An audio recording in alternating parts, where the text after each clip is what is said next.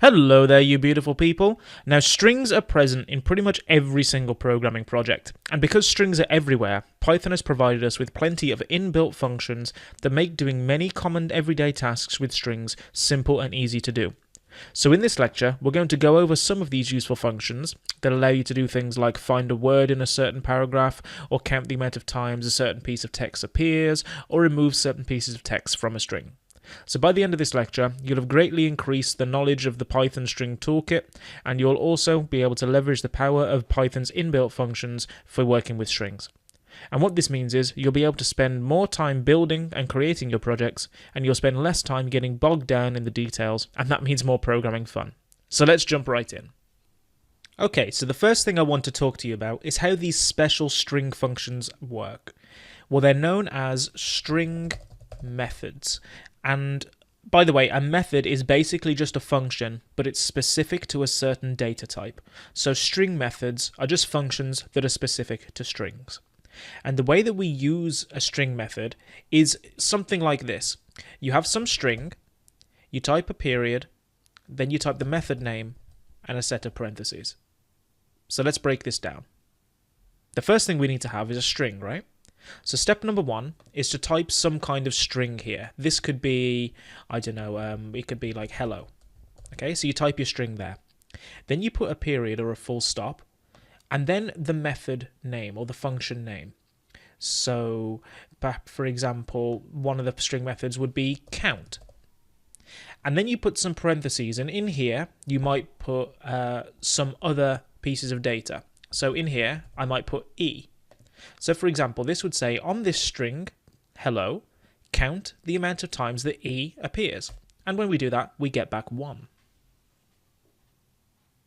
So let me show you another example. Let's say we have a variable called text, and inside here we're going to have the text happy birthday. Okay, now what I can do is I can do text.count. Let's say we wanted to see the amount of times the letter A appears in text. I could type that and it would tell me 2 because A appears here and it appears here, which is 2 times. So you don't need to have the literal string here. You can actually have a variable which contains that string, which is super useful. And by the way, when you use the count function, it doesn't just have to be one letter. So for example, I could do text.count, let's say day. Okay, and if I do that, it's going to say once because day appears once in happy birthday. So I hope that's super clear. Alright, so you've just learned how to count the amount of times a piece of text appears in a certain string. The next thing I want to show you is how you can quickly convert a string into uppercase, lowercase, title case, and capitalize it, which is useful for all sorts of data validation, making sure your text is in the right format. So let's say we have a string called x. If I go up here, x equals happy birthday. But notice that this time the first letter of each word are capital letters.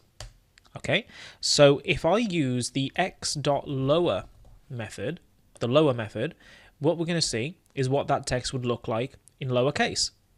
Okay, and likewise, you may have guessed it if you were thinking that far ahead, x.upper is going to give you that text in uppercase. Now, one thing I need to point out is that this lower and upper method are not actually modifying the original string. So if I type x again, we can see that it's exactly what we typed at the beginning, even though I just used the upper method here. You can see that it's still got lowercase letters in it. And the reason for that is because strings are an immutable data type, which means that they cannot be changed. Immutable means unchangeable, mutable means changeable. So that while they cannot be changed, they can be overwritten. So x is lowercase to begin with. As you can see, it's got some lowercase in it and a few capital letters. But if I type x equals x.upper and I run that, and then I show you what x is, you can now see that x has been changed to be the fully uppercase value. So when we were just running the method on its own, it was just telling us what it would be like if it was uppercase or all lowercase.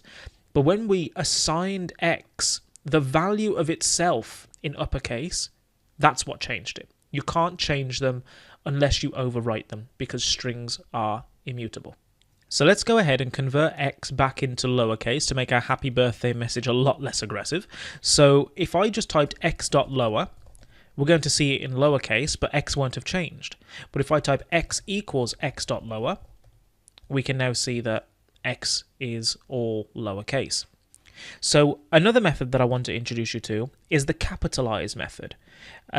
So what this does is it takes any string and turns just the first letter into uppercase. Now, capitalize is spelt with American spelling, so instead of the S, you put a Z, like this. So X dot capitalize with a Z, and that is going to show us, basically it's going to take just the first letter, which is H, and turn it into an uppercase version of itself. But again, X hasn't actually changed because we didn't overwrite it. So I'm going to go ahead and make a bit more space by just typing enter a few times. Okay, so what if we wanted to capitalize the start of every word? Well, for that, we'd need to use the title method.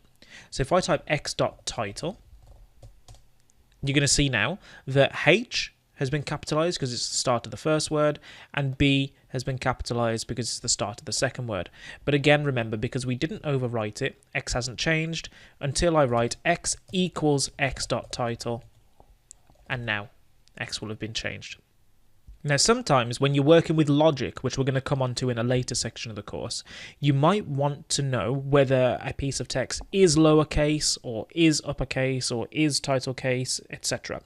So the way that we can do that is with for example, if we wanted to check if X is lowercase, it's not, but look, what you type is x.is lower. And when it runs out, it's going to tell us false, basically because X isn't lowercase, right? So what if I did x.is upper? If that's out of the way, x.is upper will also tell us false because it's not uppercase.